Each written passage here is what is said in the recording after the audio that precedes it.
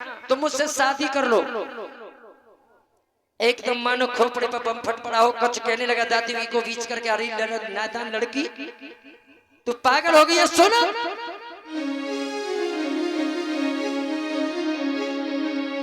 अरे मेरे गुरु की तू तो लाडली, अरे मेरी बहना।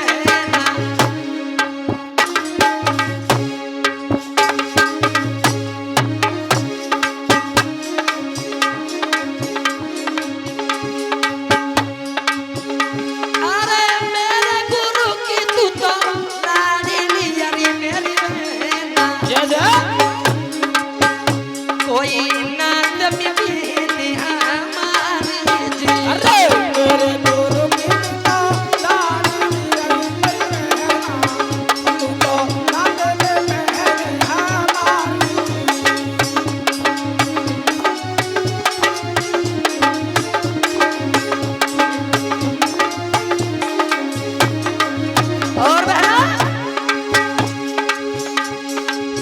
अच्छा सो दूल्हा कोई देखियो यारी मेरी चीज़ी, बातें शादी लिए रचाई जी। अच्छा सा दूल्हा कोई धोनियो यारी मेरी चीज़ी, बातें शादी लियो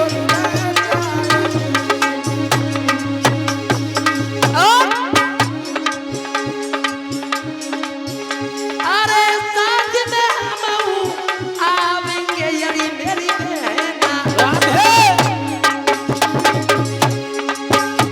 जो मांगे सो दिएगा जी। शादी में हम आएंगे यारी मेरी बहना, जो जिए दिएगा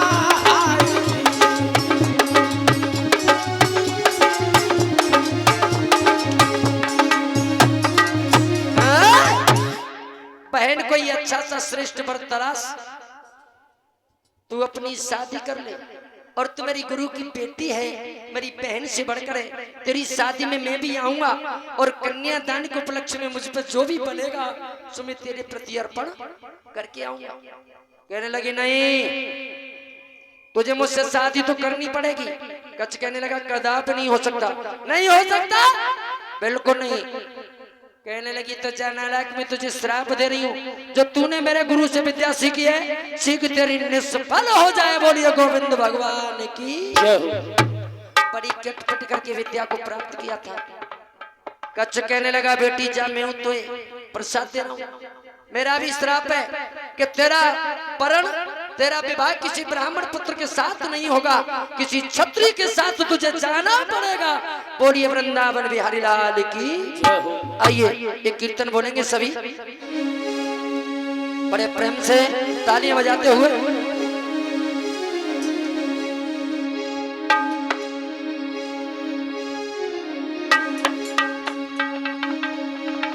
इधर गोपियां कहने लगी हैं भगवान कन्हैया से,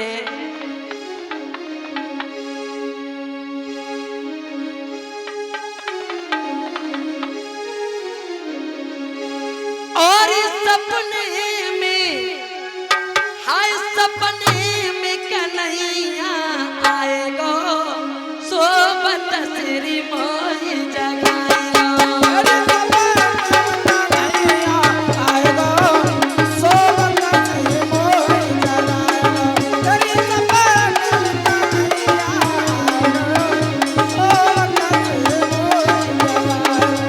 तालियां बजाओ सभी जोर से।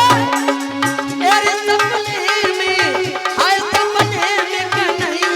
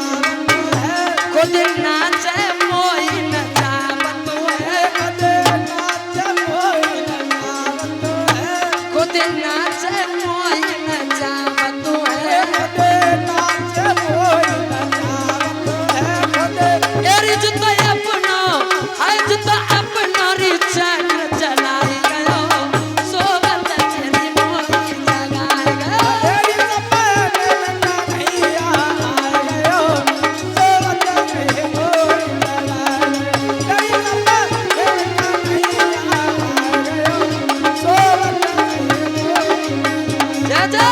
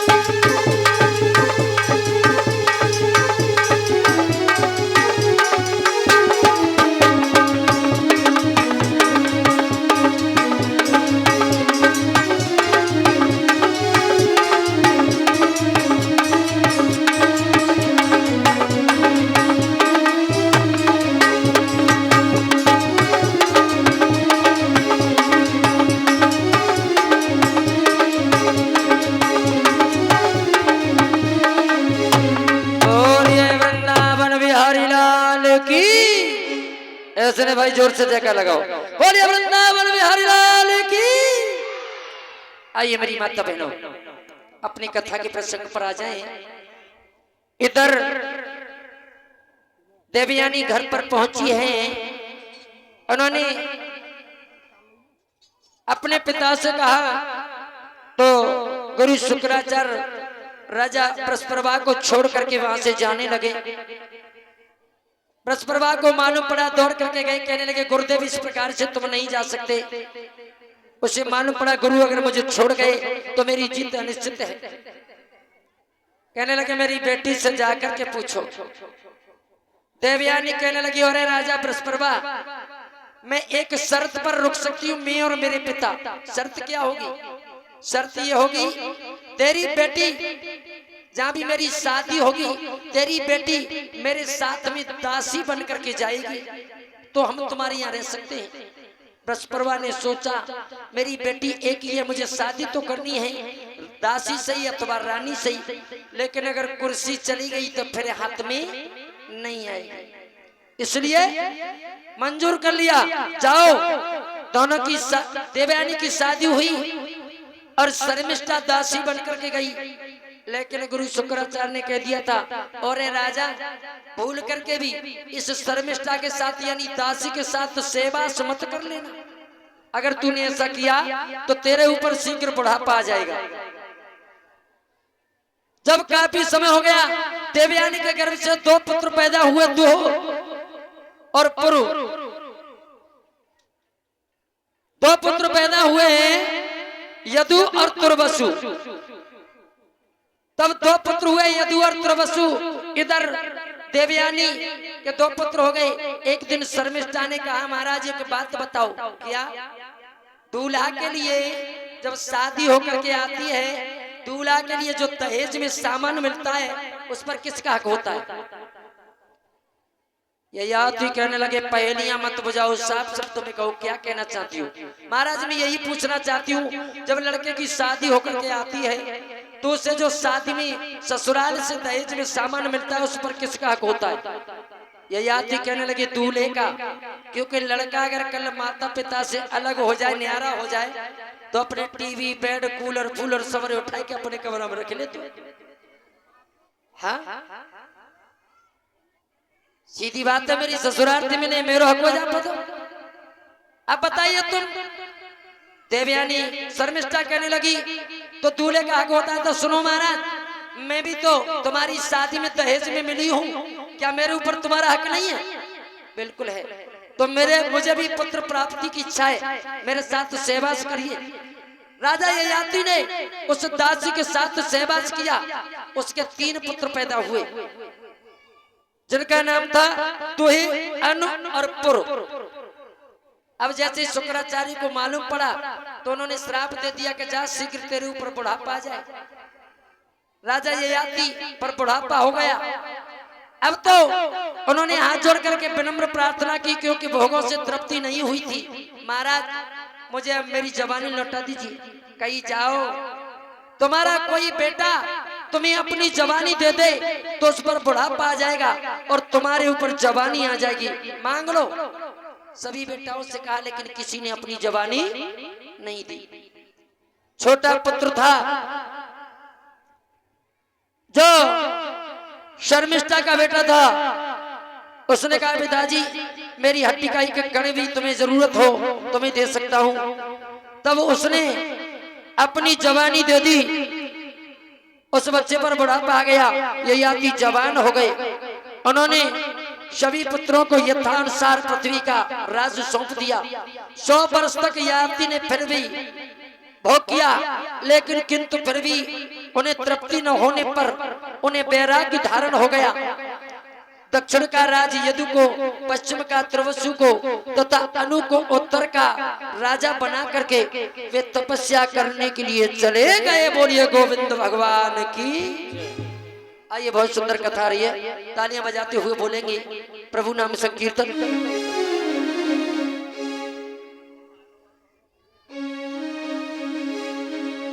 देखिए हमारे चाचा जी की विशेष फरमाइश है, याद आ गई हमें, चलो कोई बात नहीं है। देखिए एक किसान आज के जैसा समय था बड़े आनंद से अपने खेत पर रखाया करता था। उसने अपने खेत में बाजरा ज्वार इत्यादि बो रखी थी, लेकिन काफी समय से बारिश नहीं हुई,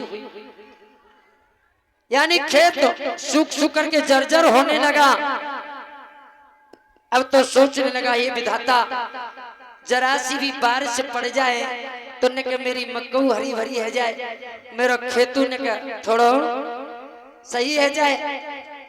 किसान अपने खेत पर उसने मड़ैया डाल रखी थी, इस बात को सोच रहा था परमात्मा मेरी ऊपर कृपा कर दो, हो सकता है मेरा ये खेत थोड़ा हरा भरा हो जाए।